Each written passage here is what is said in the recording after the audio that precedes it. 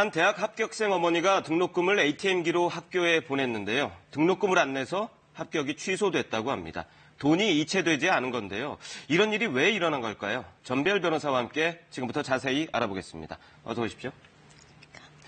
이 학생과 어머니 입장에서는 굉장히 황당할 것 같은데요. 이게 지연 인출 제도라는 것 때문에 일어난 일이라면서요. 설명을 좀 해주시죠. 예, 맞습니다. 얼마 전에 한 대학에 합격한 학생의 어머니께서 등록금을 납부하기 위한 돈을 계좌로 입금받은 이후에 등록금 납부 전용 계좌로 이체하시기로 하셨습니다.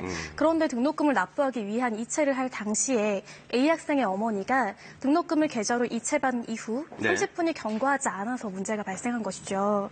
ATM 지연 인출 제도에 따라서 계좌 이체를 할 수 없다는 사실을 알지 못했기 때문입니다. 지연 인출 제도는 송금인이 100만 원 이상 이체를 하게 되면 그 돈을 받은 수취인이 ATM기에 가서 이체나 인출을 하게 되면 이체받은 즉시 되지 않는 것입니다. 30분 동안은 아무것도 못하고 30분 이후 이체를 하든 인출을 하든 할 수 있습니다. 학생의 어머니는 이와 같은 사실을 알지 못해서 문제가 발생하게 되었던 것입니다. 굉장히 중요한 사항인데 이걸 미처 몰랐던 거군요. 그럼 이 지연 인출 제도가 왜 도입이 된 건가요? 예, 보이스피싱 때문입니다. 이제 피해금 인출의 75%가 10분 이내에 인출이 이루어지기 때문에 이 제도가 도입되었습니다. 2012년에 제도를 도입할 당시에는 300만 원 이상 입금한 경우에 ATM기에서 10분간 인출을 할 수 없도록 제도를 도입했습니다. 예, 그러자 보이스피싱 사기를 범한 자들이 10분간 전화를 끊지 않거나 혹은 금액을 나누어 송금하도록 하는 방법으로 지연 인출 제도를 회피하고자 하였던 것이죠.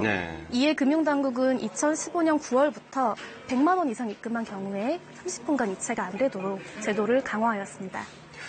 그러니까 보이스피싱 범죄를 막기 위해서 이런 제도가 도입이 된 건데 제도 자체는 필요하겠어요. 그런데 이번 일도 그렇고요. 이 제도를 잘 모르시는 분들이 생각보다 많은 것 같아요. 이게 홍보가 제대로 안 된 건가요?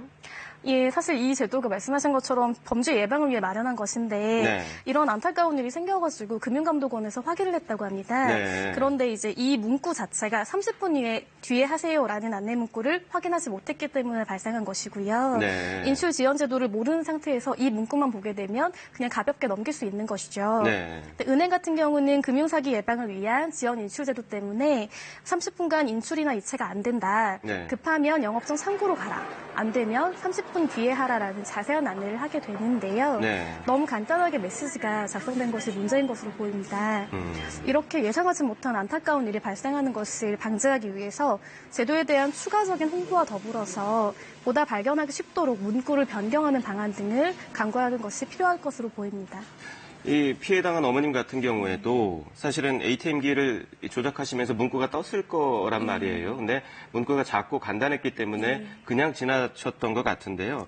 이렇게 내용을 알아보기 쉽게 안 했다. 이렇게 하더라도 결국에 책임은 본인이 다 져야 되는 건가요?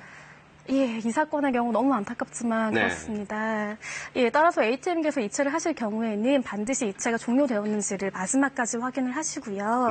그리고 휴대전화를 통해서 이체가 정상적으로 이루어졌는지를 반드시 확인하시는 것이 좋습니다. 그렇군요. 그럼 이 돈을 내가 받자마자 바로 보내야 될 상황 이런 경우들이 종종 있잖아요. 그럼 이런 경우에는 어떻게 해야 되나요? 일단 ATM기는 사용하면 안 되겠네요.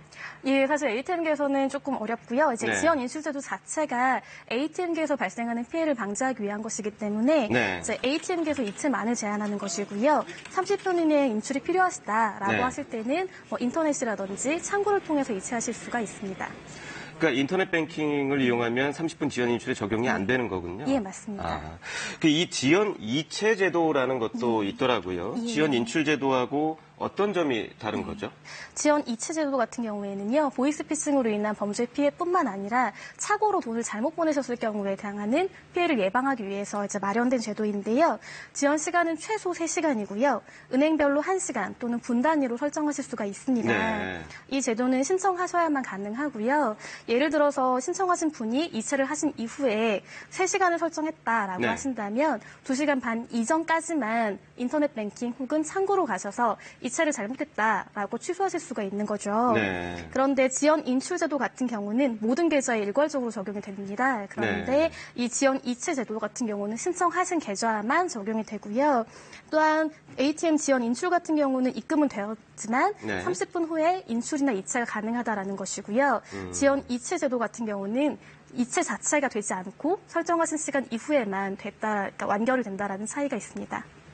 그렇다면 이제 혹시나 내가 보이스피싱 피해를 당할 걱정이 되시는 분들은 이런 지연 이체 제도를 설정을 해놓고 신청을 해놓고 혹시나 의심스러운 전화가 오면 이 제도를 활용하는 게 훨씬 더 피해를 막을 수 있을 것 같군요. 예, 맞습니다. 특히 또 요즘 은행에 가면 통장 발급받기가 굉장히 어려워졌거든요. 내야 될 서류도 많고 이것도 보이스피싱 때문인가요? 예, 맞습니다. 이제 예전에는 신분증만 가져가시면 통장 발급이 되었는데요. 그렇죠. 예, 최근에는 재직증명서 같은 추가적인 서류들을 요구하기도 하고요. 네. A은행에서 통장을 만들고 한 달 뒤에 B은행에서 통장을 발급받는 게 굉장히 어려워지기도 합니다. 네. 예, 이는 보이스피싱 범죄의 경우에 대포 통장을 이용을 하게 되는데요. 금융당국의 경우에는 이제 대포 통장이 그 인출의 최종 단계, 그러니까 범죄의 최종 단계의 수단이고요. 그리고 금융범죄의 숙주로 보고 근절 대책을 추진하였습니다. 네. 이에 따라서 통장을 신규 발급할 당시 심사 절차가 굉장히 까다로워지게 된 것이죠. 네. 그리고 최근에 당국은 인터넷은행 계좌 개설에 대해서도 조금 우려의 목소리를 표하고 있는데요. 아, 그래요? 예. 인터넷은행 비대면 계좌 개설이 까다로워질 것으로 보입니다. 네. 금융당국이 비대면 계좌 개설할 때 신분증 진위 여부를 까다롭게 확인할 것으로 보이기 때문입니다. 그렇군요. 결국에는 이런 ATM기를 통한 이체나 인터넷은행 계좌 모두 다 저희가 편하려고 사용하는 거잖아요. 그런데 이렇게 어떤 제도들이 계속 생기다 보면 민원도 덩달아 많아질 수밖에 없을 것 같아요. 이거 왜 이렇게 불편하냐 이런 식으로요. 예, 맞습니다. 사실 보이스피싱의 범죄가 너무 심각하기 때문에 이런 제도들이 도입된 것입니다만 사실 인출이 되거나 뭐 지연이 되거나 하는 것도 굉장히 불편하지 않습니까? 그래서 민원이 많이 발생하고 있는데요.